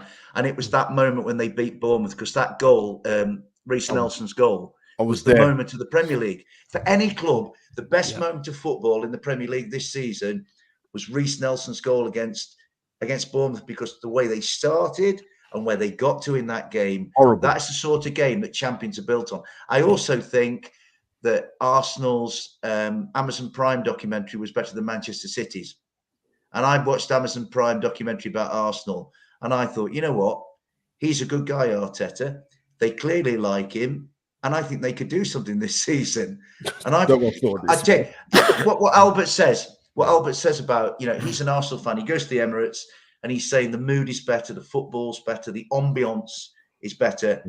And I think for a neutral, this is the first time in a long time that Arsenal have become likable to neutrals, which they haven't in the past. So you said neutrals first. Do you think for me, one of there's 2 key factors here. One is, I agree with what Foxy is saying here. Big up Foxy, who said after Arsenal play Man City away, their games are then Chelsea, Newcastle, and Brighton. That 4 games.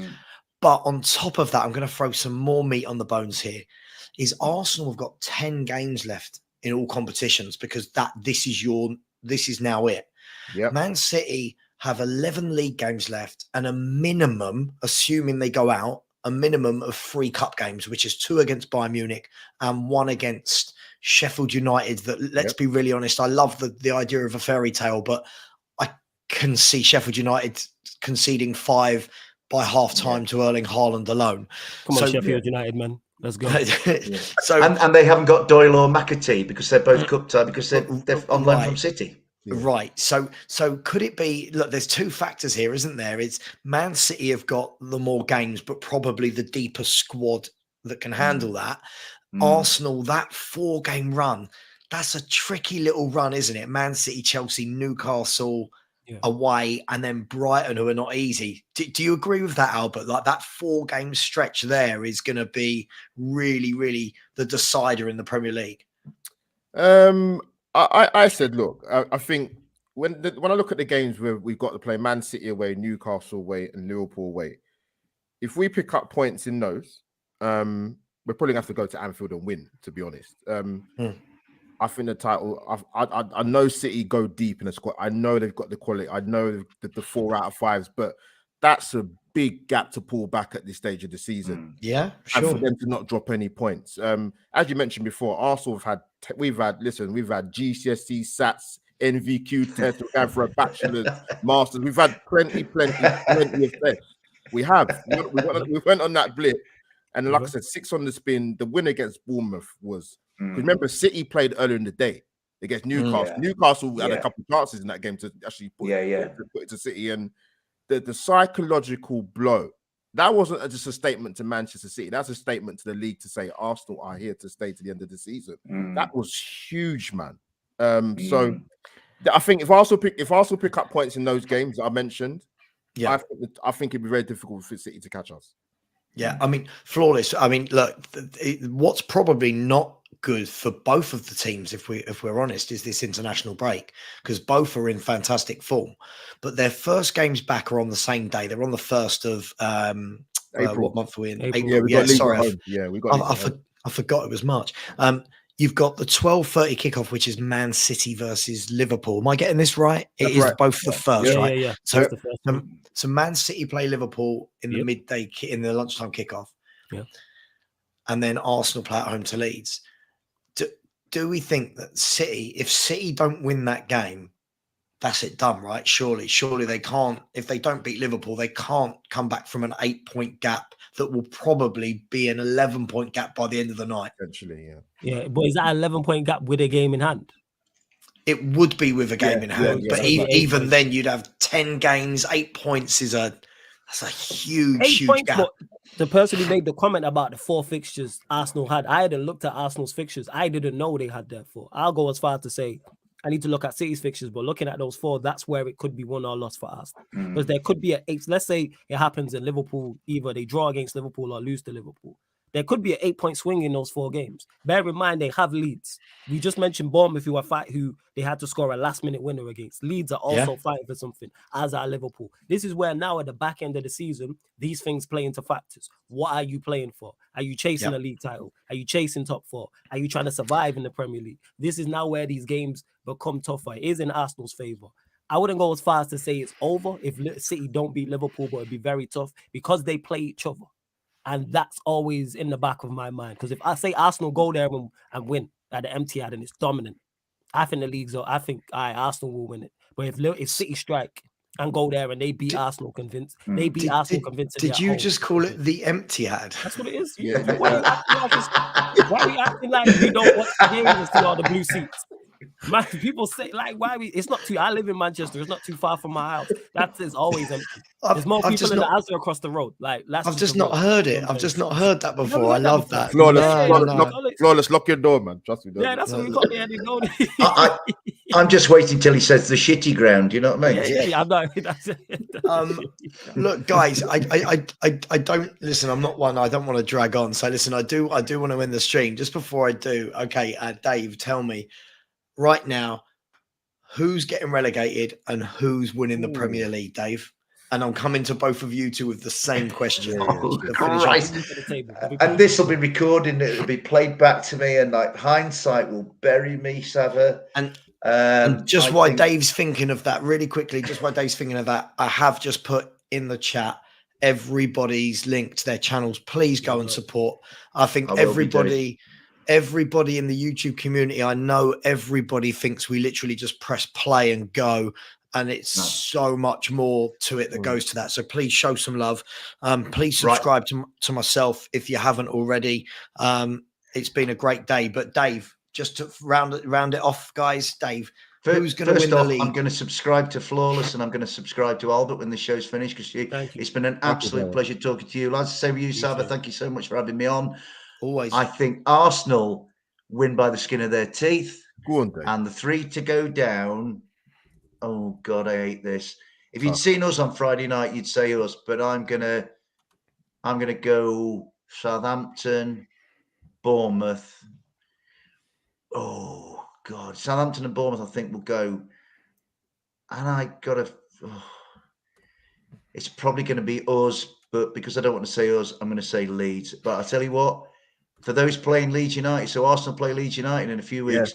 Don't take your eyes off Leeds United. They're not the most finesse team, but you'll get nobody more committed than Leeds United. They're a good bunch. I like them a lot, So I'm going to say Southampton and Bournemouth. I'm going to abstain on the other one, mate. Yeah, just quickly before I come to Albert for his, Nottingham Forest versus Arsenal on the penultimate game of the season looks quite tasty now, doesn't it? We've still got to play. Yeah. We've still got to play Arsenal. We've got to play Chelsea. We've got to go to Anfield. We've got Brighton at home. The week after we come back, we go Wolves at home on the Saturday, Leeds away on the Wednesday, Villa away on the Saturday. We've got to play Manchester United. I mean, our run-in, but then everybody's run-in's terrible because it's such a good league. You know what I mean? You probably just need. This is the crazy thing. You could probably get away in your last 10 games of just picking up maybe 8 points. I mean, it's going to be so tight down there. But Albert, I don't even need to ask who you think is winning the league. There's not a chance you're going to tell me it's City. You can ask me if you want, but I mean, I'll take that. You don't have to ask me who's going to win the league. Ask Albert. I'll take Albert's stance. Come on, Albert. Who's winning the league? Come on, mate. Yeah, go on, Arsenal, man. That's my boys, man. Come on. Okay. All right. Arsenal winning the league. Which 3 are going down? I actually said Leeds at the start of the season. And I'll stick with it. And I'll go Bournemouth and Southampton. Yeah, so the Saints are, the Bournemouth and Southampton are not getting very much love down there on the coast, are they? Flawless. Who's winning the league? Is it Arsenal or is it City? Or are you going to chuck? You can chuck a third party in there if you want. Yeah. I'm saying Manchester United. Manchester United. Yeah. I'm looking. I've literally now while these two, both Albert and Dave have been talking, looking at the fixture list, and there's not really much in it. Like in regards to the difficulty. When I look at Arsenal's fixtures, I look at Manchester City's fixtures as well. I think Arsenal are definitely favourites currently, but I think that game on the 26th of April at the Etihad decides it. I think I reckon if Arsenal win that, it's them. I think if City win it, it's them. Draw, depends what the gap is. You know what I'm saying? So, at that point, I'm going to have to push you for a team, though. I'm going to have to push you for an currently answer. Arsenal. When I'm looking at Arsenal, just. Arsenal just. Okay. I'm lose either way. If I say City, I don't want to see City win it either. You know what I'm saying? I can't believe they're the options. I don't like the question. Who do you think, Saba?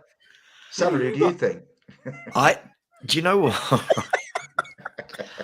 He's not going to say Arsenal, is he? I said at the beginning of the season that I thought Man City would win the league by 10 to 12 points.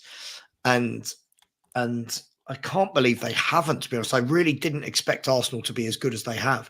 And when someone's saying I'm belittling Arsenal, I've not belittled Arsenal at all. I think they've done magnificent this season. Yeah, they have. I am going to say, though, that I think City will, purely because I think they've been there, seen it and done it.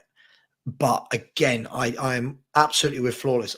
I think this is all going to be on that game at the Etihad. As long as if City go in and the gap is 5 points, that psychologically could ruin Arsenal. That's going to be the moment we see what they're made of for the last 4 or 5 games, not losing in February. So I'm going to go with Man City, and I think at the bottom, but Southampton. Bournemouth, and I've got a feeling someone big is going. You know, Yeah. You say the West and Ham. by that, West Ham. I think I can't pick all of them. I think either a West Ham, an Everton, or Leicester. I feel like I'm going to go with West Ham just because I cannot wait to banter my West Ham pals. I just would love it because last year all we had was we're massive when they're in the Euro. Not having it. So I'm going with West Ham, and then Declan writes, I think West Ham might win the Conference League Can you and imagine? get relegated. Yeah. That'd be Yeah. hilarious. Yo. Everton can't afford to go down, man. I don't think Everton will Jesus go Christ. down No. with Sean Dyche. Yeah, But can't. in terms of relegation, I think it will be. I think Southampton will go. I think Bournemouth will go as well. And the third one is tricky. Just because I don't like him and I want to see it happen, Leeds. Well, that's who I say. I don't like Leeds. Can't stand them. As you can see, people are very bitter when it comes to football and rivalries. So So yeah, how- Forest got off how's scot-free. Thank you, How's gents. this? I love For you three. a last game of the season, Everton versus Bournemouth at Goodison Park. Oh God! Yeah. Wow. Palace Forest's last game of the season as well. Oh, and wow. the game before that is Wolves Everton. So anyway, guys, listen, we can pick this up again next week. Listen, first of all, thank you to everyone in the chat. Big up to the disabled team as well. Thank you, big supporters of the channel. Hope you guys are well. Listen, first of all, big up to everyone in the chat. I've really enjoyed it. It's actually therapeutic for me to talk football when my emotions aren't attached to Tottenham. So this is absolutely wonderful for me. I hope everyone's enjoyed it. I'm sure we'll grow as the weeks go on. Guys, everyone is welcome back next week or whatever weeks you can make. Thank you so much. I've really, really enjoyed it. So Thank you Albert, for having me, man. Appreciate it. Yeah, always, thanks very mate. much for having us on. Thank Always. you. And big up to everyone in the chat. Please go and subscribe to all these guys. Please subscribe to me as well. And we'll be back next week for another episode of the Football Throwdown. So much love. See you later. And come on, City. I say no.